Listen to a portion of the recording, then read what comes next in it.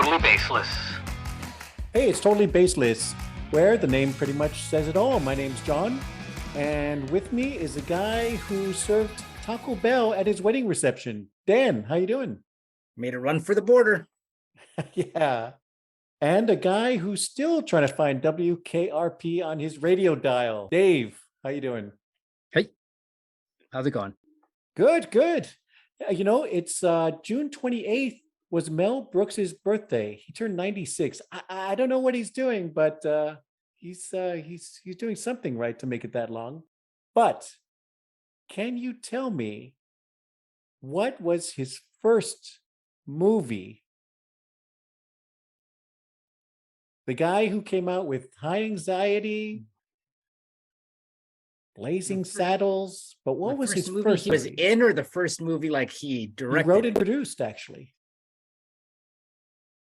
It's a little known fact, Gone with the Wind. He's not that old. He was one of the babies, maybe. I can tell you that he created Get Smart, but He I can't did. tell He you did. what movie. And that Yeah. was a little bit before this movie. Yeah. I'm gonna say High Anxiety. High Anxiety was 1977, but in 1968, The Producers came out Oh. when he was only in his 50s. When He's he was not a quite spry that young old. lad. Yeah. He's a 1,000-year-old man. He's been around for a while. I mean, Get Smart is he might be the only one still alive associated Yeah. from that TV show, which was a great I asked show. you I not used to to love tell me that. that. Yeah. You know, he might be drinking llama blood. In our first story, it turns out that scientists have been looking into llama blood as a protection against COVID. It turns out that there's something about their immune system that creates these tiny immune molecules called nanobodies that are able to penetrate into viruses, which are very, very tiny themselves, and might help to combat any type of variant of COVID. It's very early days, but they're still researching into how llamas and their relatives in the camel family can be used because of their unique immune systems. The only thing that makes me a little bit of afraid is like all the jackasses that were like taking like the horse dewormer, and now like, oh, now if I get a llama to like spit on me, I'm gonna be immune to everything. Yeah, I don't think they know exactly how it works, but yeah, you can just imagine all these dumbasses going off to like llama farms and like trying to get spit on, or like murdering llamas in the middle of the night. Yeah, there's a huge shortage of llamas now.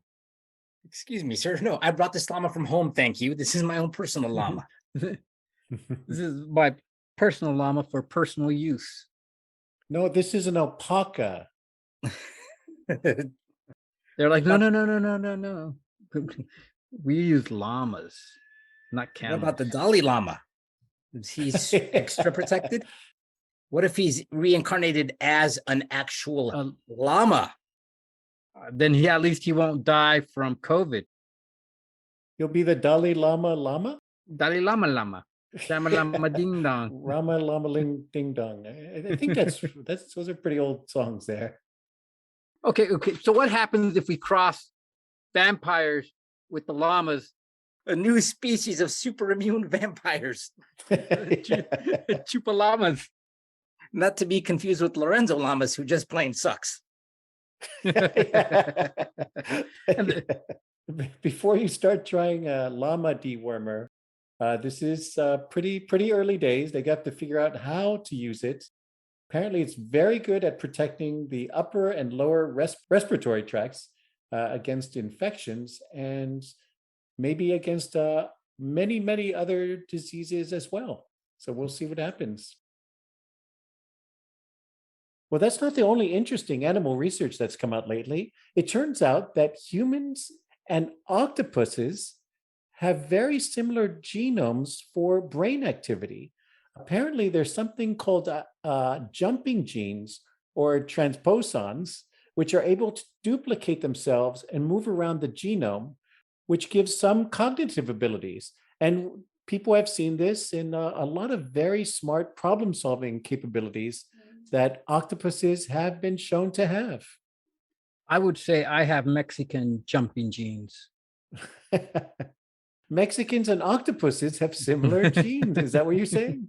Which poses the question: are you as dumb as an octopus, or do octopuses say you're smarter than a person? More importantly than that, is it octopuses or octopi or octopus? Yeah. You know what? I was Because, wondering that. and I if bet you so, they'd be able to tell us. that's what I was gonna say. Maybe, maybe an actual octopus knows what that we're supposed to be calling them. Because this article has octopuses, and that just does not sound right. But it could be. I thought it was from the James Bond movie, Octopussy. Well, everybody likes Octopussy. It's 8 times better. Oh, man. Well, that's the female octopus. It's an Octopussy. Don't you like the very subtle innuendo of the James Bond movies?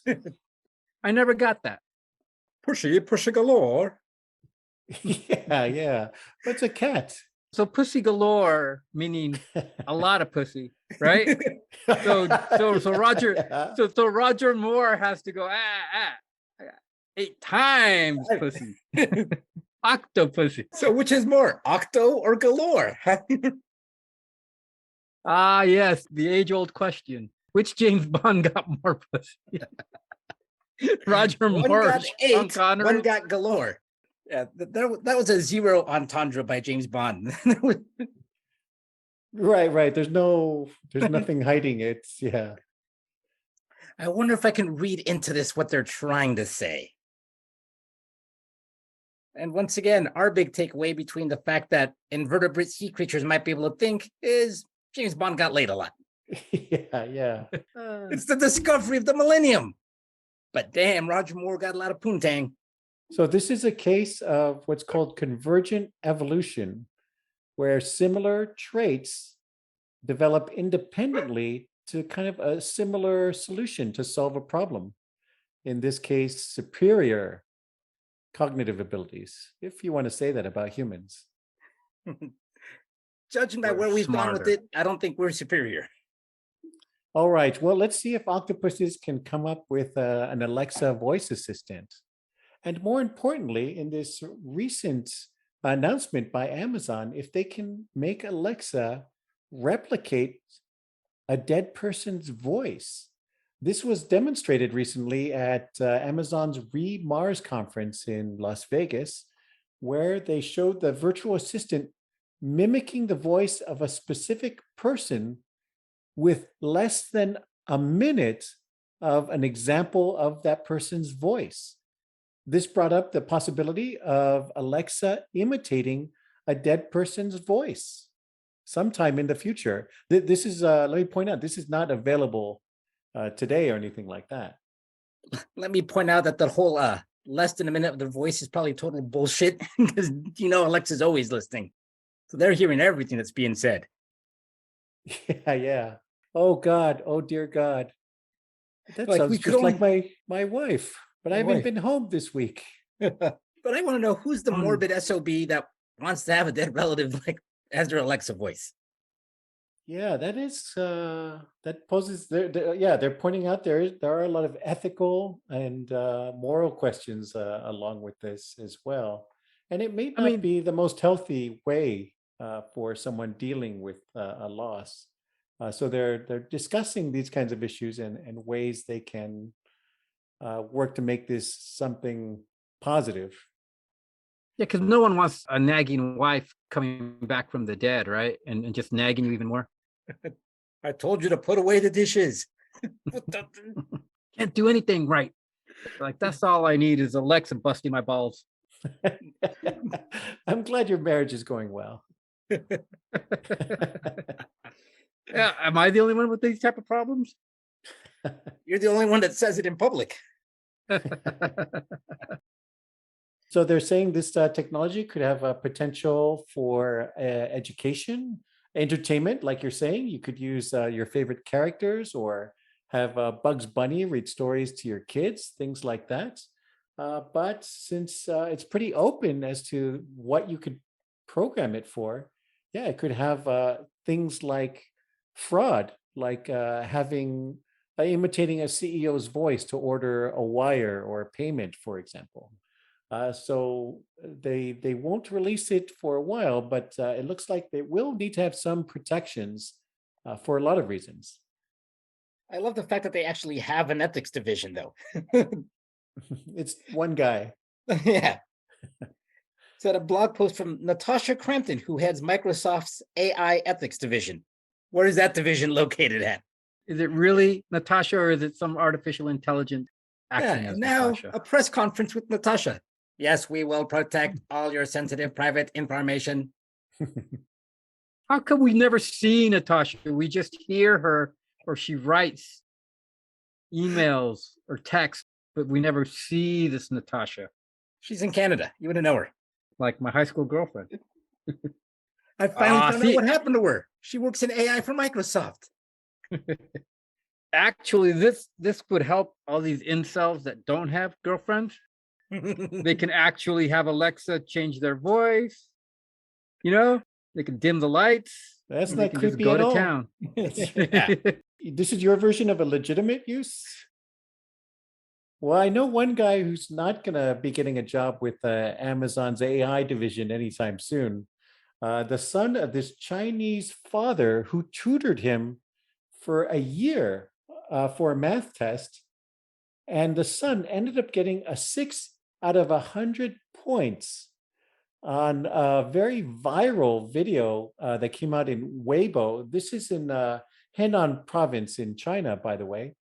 The father burst into tears and he says, "I don't care anymore. My efforts are wasted. Let him struggle by himself."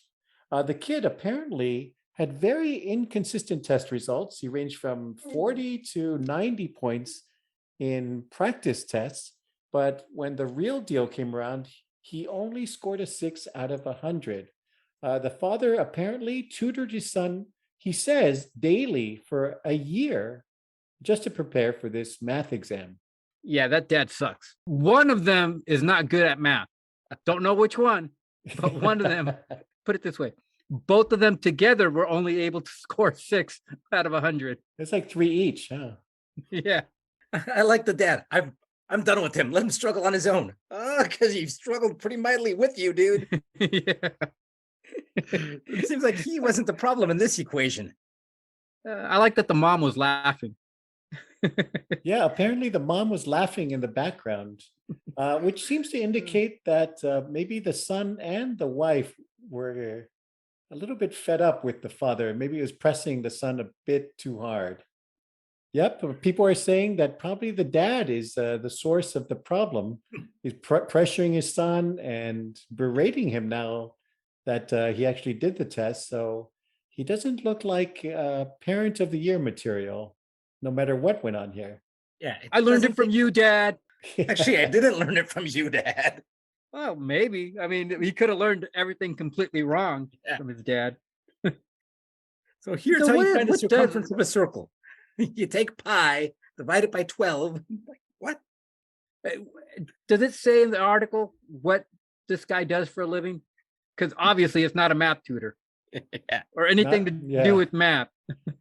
You know, so many questions left unanswered on this one. I really wish I knew more, but that's all they give you, and it's from a viral video in China, so not a lot of detail. You had one job. You're the one guy that can't teach math. Yeah, what it doesn't say is that the son was like in advanced honors AP calculus, and that the dad only got as far as like 6th grade or something. He's all, trust me, I know what I'm doing. You're doing it all wrong. This is how we did it back Dad. in my day. Who needs your fancy new math? All right, let's go from the father of the year in China to the company that brought you the Cheetos burrito, the naked egg taco, and the biscuit taco. Yes, I'm talking about that bastion of authentic Mexican food, Taco Bell, who has now done it again with a new menu item called the Big Cheez-It Crunch Wrap Supreme. Or if you're on a budget, for only $2.49, you can get the Big Cheez It Tostada. And when they say Cheez It, they actually mean the snack cracker. This is 16 times the regular Cheez It size, and they call it a tostada, apparently because they just put a bunch of lettuce, tomato, and beef on it. As Mexicans everywhere give themselves a big facepalm, Taco Bell is getting ready to release their latest homage to Mexican food. Yeah, they're running from the border as fast as they fucking can. Yeah. You're saying this is making people not want to immigrate to the United States. So if this Cheez-It is 16 times the size of a normal Cheez-It, does that mean it makes you run to the bathroom 16 times faster than a normal Cheez-It would? Or normal Taco Bell food would? Oh, yeah. Any real authentic Mexican will probably be running 16 times as faster to get the hell away from that thing. Yeah, pretty much. Can they just drop taco from the title and just call it High as Hell Bell? Because that's what this is. As officially one of the most whitewashed Mexicans, if I'm offended by this, what does it say for like? It does Are seem you like offended? something. Are you offended that it's being called Mexican food, or are you offended that it's just being called food? As a Yeah. Mexican or as a person? Yeah, as someone with a digestive tract, this offends me. It does seem like something that was invented on the floor of a trailer park in New Mexico somewhere with a lot of smoke around. What can we do with this Cheez It, man? If we put them all together, we can have a giant Cheez-It. Yeah. How did you come up with this? After a night of licking some puffer fish, let's go have some Taco Bell Cheez-It burritos. Yeah. Well, I mean, yeah, they did have the Cheetos burrito. So this is not they're not really trying to claim the authenticity mantle here. Yeah, Did they also have something with Takis? no, because Takis sounds too Like, I'm ethnic for pretty sure Taco they Bell. have some. I'm pretty sure they're like, that would be right in their wheelhouse, right? the Taki cinnamon crisps or something. They're not going to start using Sabritos or anything now, dude. No, but they're going to make some sort of concoction with it, right? Some sort of bastardized Mexican food made out of snack food, American snack food. I mean, it's Taco Bell is already bastardized to begin with, so this is a bastardization of a bastardization. Like the cheese whiz churros or the, Yeah, something like that. Yeah, it is kind they're of that watering feel. down the authenticity, man. This isn't like the old Taco Bell. and when they used to have mole and tortas. It's like when you're like the end of the week and like you're running out of groceries. It's like, let me see what two things I can put together to eat. This is what Taco Bell just keeps doing. But we know who they're catering to, right? Puff Pass. The fine people of Michoacan. Yeah, if these fine people in Michoacan smoke a lot of dope, get the munchies. If you watch Narcos Mexico.